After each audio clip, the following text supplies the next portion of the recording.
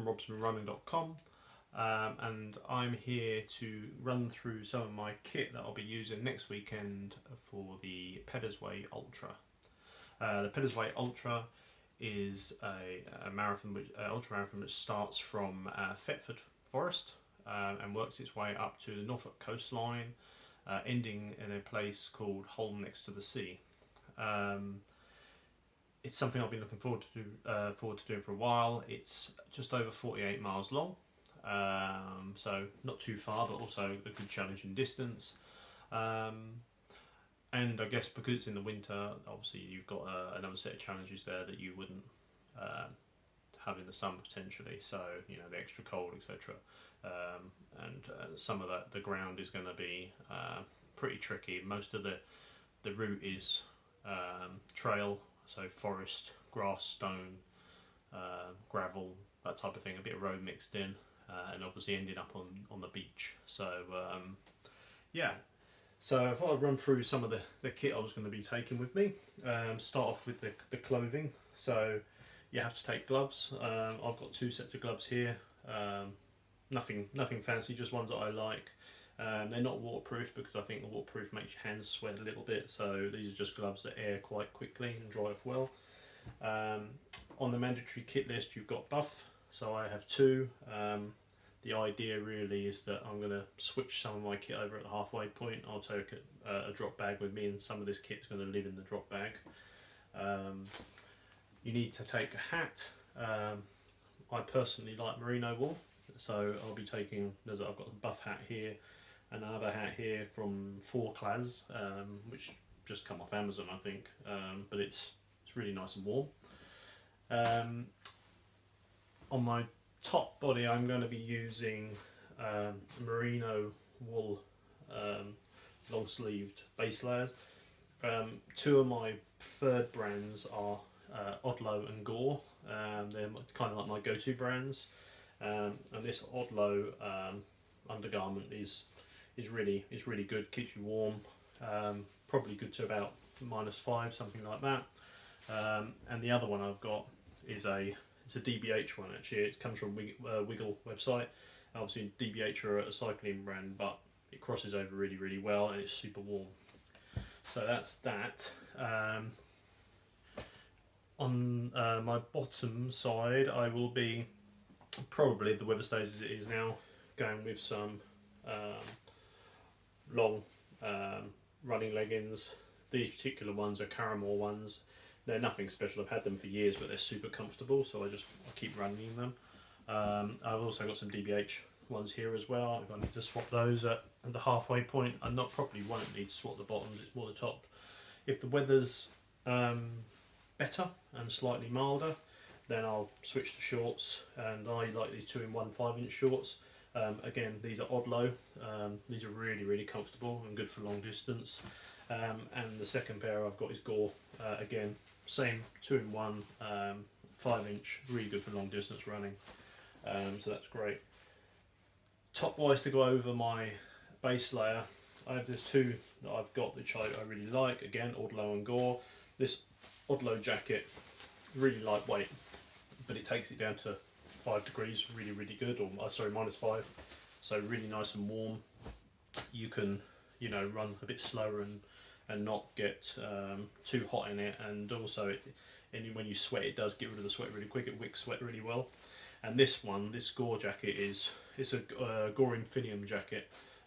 It's windproof, slightly showerproof if it's a light shower, but it's super warm. This thing will go down to -10, so I'll probably use this in the second half of the race when we get closer to the sea, and apparently according to the reviews that I've read, it gets really bitterly cold over there, so I'll probably be using this for that.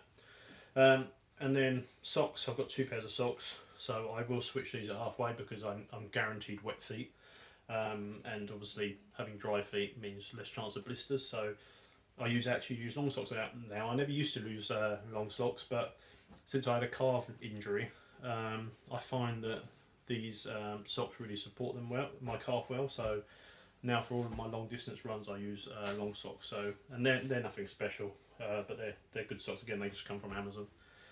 It's mandatory to take waterproof trousers and a jacket, obviously. These are Everdick trousers, so these come from Decathlon. I've never worn them other than to try them on. I'm not really a fan of running in waterproof trousers, but obviously needs must. And if the weather does get horrendous, then I'll be doing that. And then this is my waterproof jacket. So this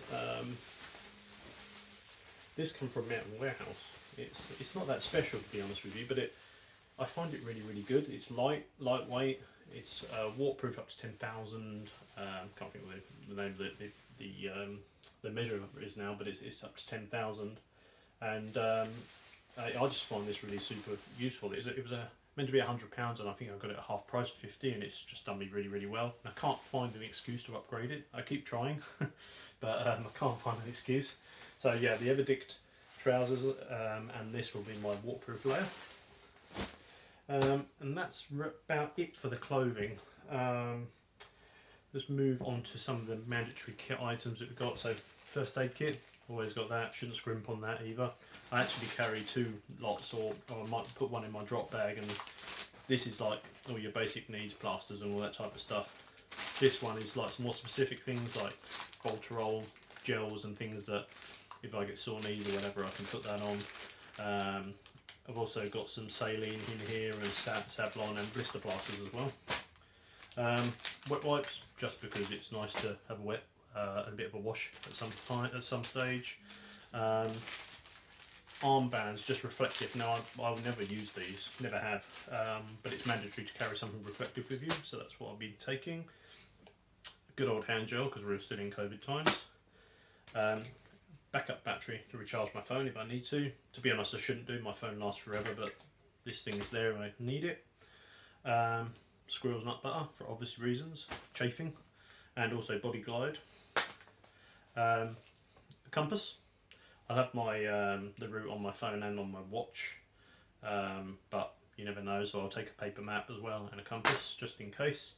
Now it's cold, really cold at the moment, so usually I take a survival blanket, and I will be taking one with me, but I'm also taking a bivy bag this time, because you never know, if you get injured, then bivy bag's going to potentially save your life or stop you from getting hypothermia.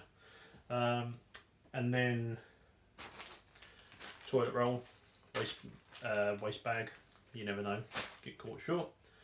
I will be taking one of these. Now this is a hamstring support. Now I have occasionally had issues with my hamstrings, and touch wood, they've been okay at the moment, but yeah, I do tend to carry this, probably put it in my drop bag, to be honest with you, and if I need it halfway, then I've got it. Better be safe than sorry. We'll come to hydration in a minute actually. The headlamps I'll be using, because it will get dark at some point. The main one I have is my Petzl headlamp, so it's a Petzl Takina, and I've got some spare batteries for that. I do want to get you can get a core battery for that, so I might buy one of those in beforehand. And then my backup light, which is from a company called Everbright. It's not a company that you probably would have heard of before, but this is a really good light, and it was really cheap, and I basically only got it just to fulfill the mandatory kit requirement. And that was for a couple of races that I'd done previously, and this has actually turned out to be really good light, so I use it quite a lot. The watch I'll be using, my standard go-to watch, is a Garmin Instinct Solar. This thing has incredible battery on it. It also has a breadcrumb map, which I find works really well for me. Not everybody likes it, but I think this is a great watch. I love this watch. Onto hydration, I will be using 2 soft flasks. You've got to carry enough water for basically a half marathon. They normally say a litre to 2 litres. So 2 500ml soft flasks, and I am a fan of the bladder. Not everybody is, but I am. So I will be taking some of my fluids in that. I'll go on to what my nutrition is going to be like afterwards. In my backpack, this is my backpack. Again, nothing fancy. This is an Everdick backpack from Decathlon. I can't find a reason to upgrade it. I keep thinking, trying to talk myself into buying like a Salomon skin set pack, but this thing has done me so well. Like, and it's just perfect. I can't really justify upgrading it. It's a 15 litre pack. It fits everything I need for an Ultra, certainly up to 100k. So I'm sticking with that for now.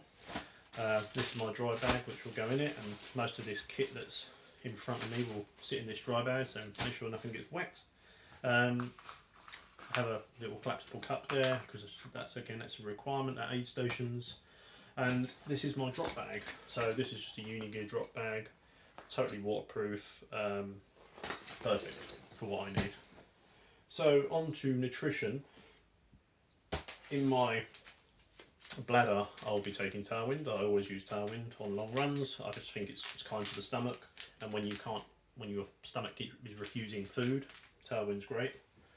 And then I'll be having a mixture of food and drink. So I got into these recently. These are Welsh cakes, which is a bit weird, right, on the run, but they sit well in my stomach and they're full of energy. They're really, really good. So I'll be eating some of those on the way round.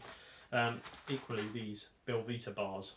These are baked bars. They're relatively new, I think, but they're cranberry and hazelnut. They're really tasty and they're full of energy, so which is great. I'll also be taking some of my own energy balls. You can find the recipe to that on my website under the blog page. And I'll also be taking some dried fruit. I like dried fruit on the run, not too much because it's fibrous, goes right through you. And then my gels, which I tend to leave towards the end of the run when I can't eat anything else. I use Talk gels. These ones are Raspberry Ripple. They're my favourite flavour. They're vegan, really, really good. And last thing I've got here, this is High Five Zero electrolytes. So they will go into one of my soft flasks. And I think the last thing I've got to show you is my breakfast before I go running. So these are Quaker Porridge to Go bars. I just find them, they're super handy size. They're packed full of energy. Apparently this is enough oats to the equivalent of what you would get in a bowl of porridge. But yeah, they're great. You can eat them cold. They're really, really good for on the go in the morning. So that's about it, I think. Yeah, so really, really looking forward to the run. Can't wait to get going. I've been training now. Did a 12-week training block for this race. So 1 week left. I'm tapering now. Not really doing a lot of running. But yeah, looking forward to it. And I'll be doing a little bit of filming on the run, taking some pictures and sticking that on my blog at the end. So thanks very much.